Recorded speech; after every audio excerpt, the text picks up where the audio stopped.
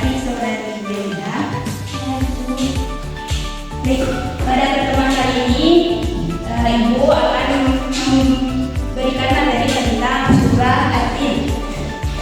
Sebelumnya Ibu akan bertanya kepada kalian, siapa di sini yang suka makan buah? Saya.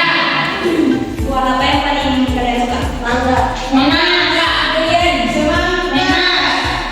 Durian. Durian. Rambutan. Kalau buah tin atau buah zaitun sudah pernah lihat? Pernah dengar kan? Oke, baik.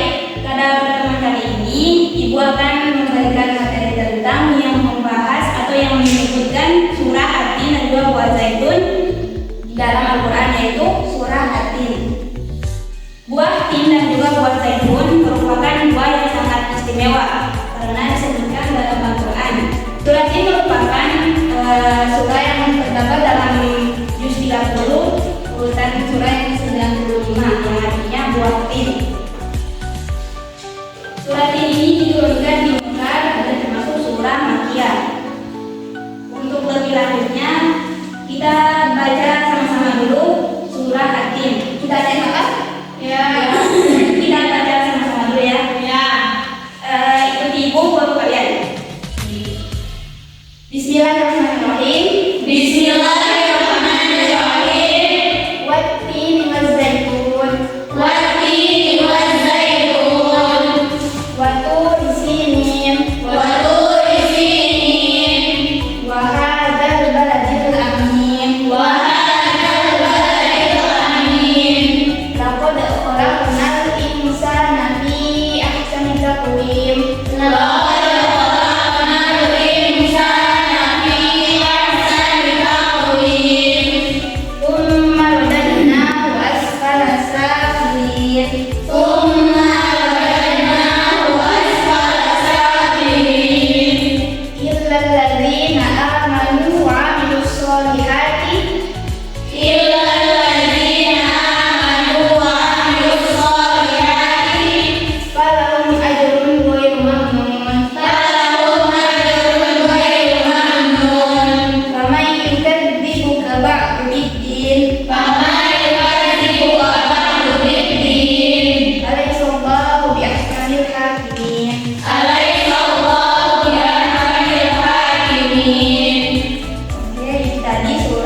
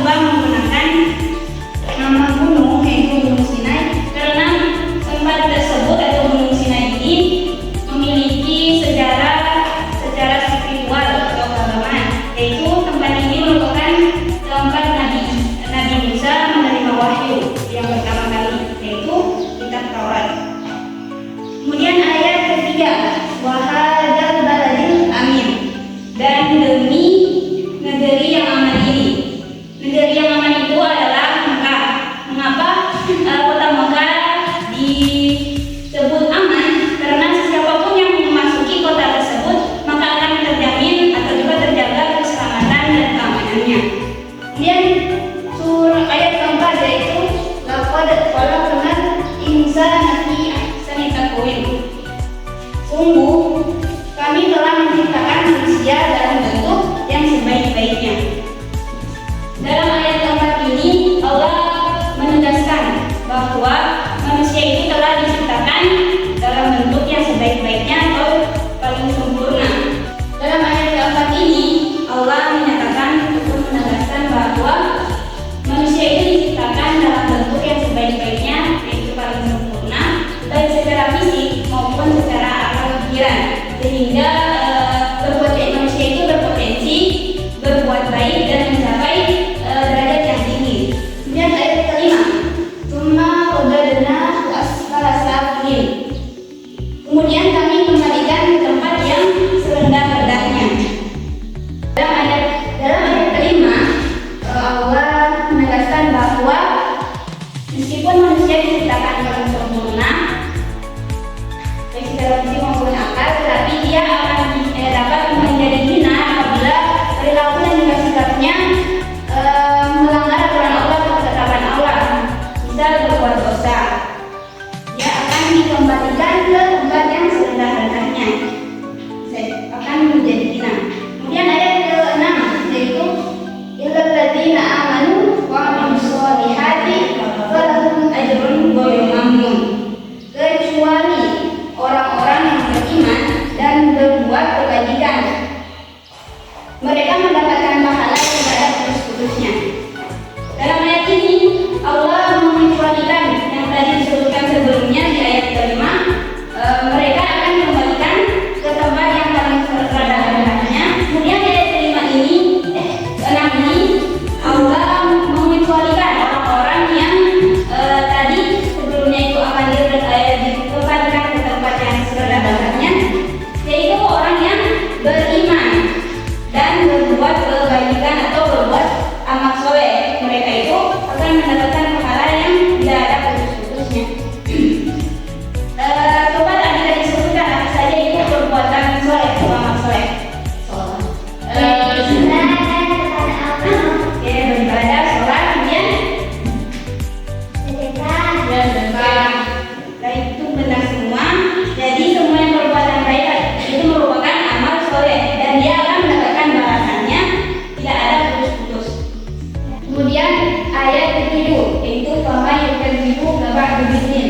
Artinya maka apa yang menyebabkan mereka mendustakan hari pembalasan itu, bahkan setelah melihat kebesaran ataupun keterangan-keterangan itu. Jadi di ayat ini Allah menegaskan bahwa hari pembalasan atau hari kiamat itu pasti akan terjadi, dan juga menjadi teguran bagi orang-orang yang ragu ataupun mendustakan bahwa hari kiamat itu tidak akan terjadi. Jadi ini merupakan teguran kepada orang-orang yang meragukan hari kiamat. Kemudian ayat terakhir, alaihissallahu bihamil hakimin. Bukankah Allah hakim yang paling adil? Ayat ini, ayat ke-8 menegaskan bahwa Allah hakim yang paling adil yang akan membalaskan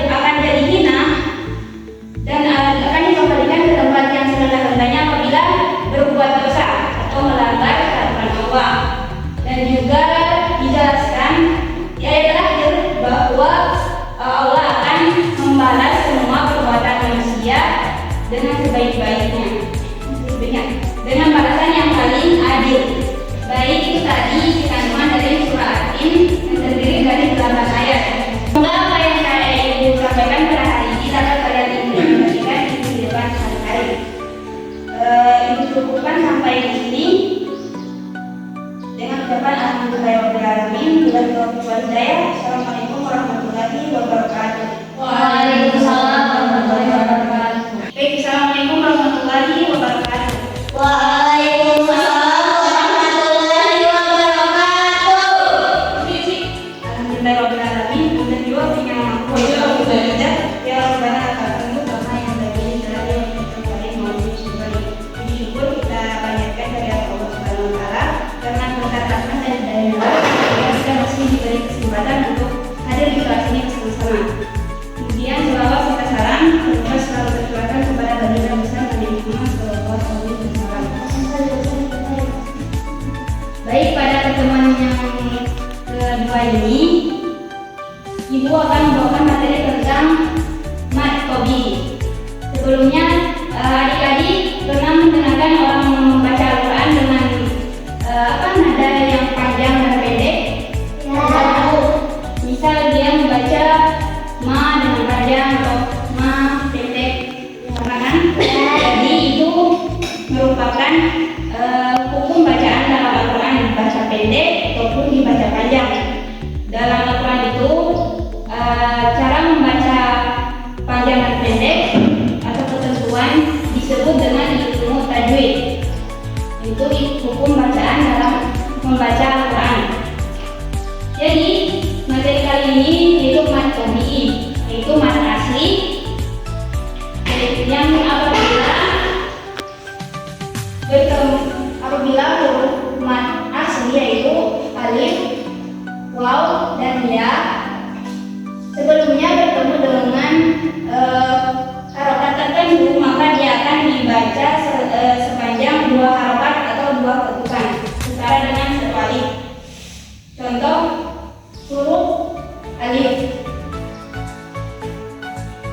Ketentuannya huruf alif ini sama waw dan juga ya sebelumnya harus bertemu dengan harokat tertentu. Pertama huruf alif. Sebelumnya harus bertemu dengan huruf berharokat fathah. Ini akan dibaca sepanjang dua harokat atau secara satu alif atau dua ketukan. Kola, kola. Kemudian waw.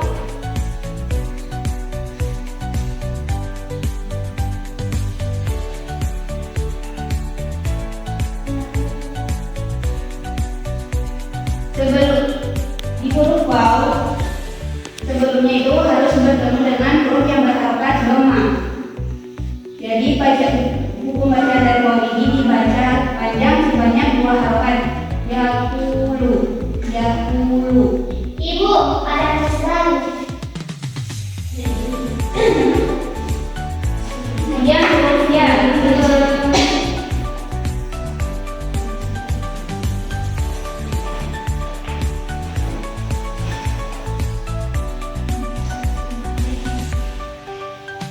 Di huruf ya, sebelum huruf ya, dia harus bertemu dengan huruf yang berharokat kasroh. Jadi hukum bacanya menjadi mat tabi'i dibaca sepanjang dua harokat fi, dua harokat atau satu alif. Paham? Paham. Baik, untuk mengetes apakah kalian paham dengan materi ini, siapa yang bisa menemukan huruf ataupun mat tabi'i di salah satu ayat Al-Quran ini? Saya Bu.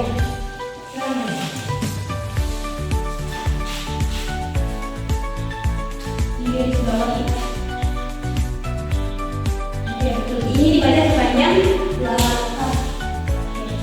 Jadi betul apa yang digariskan oleh kelompok adik kita. Jadi sebelumnya dia bertemu huruf berharokat kasroh, maka ini menjadi hukum bacaan atau dibaca sepanjang dua harokat. Jadi bacanya maliki yaumiddin.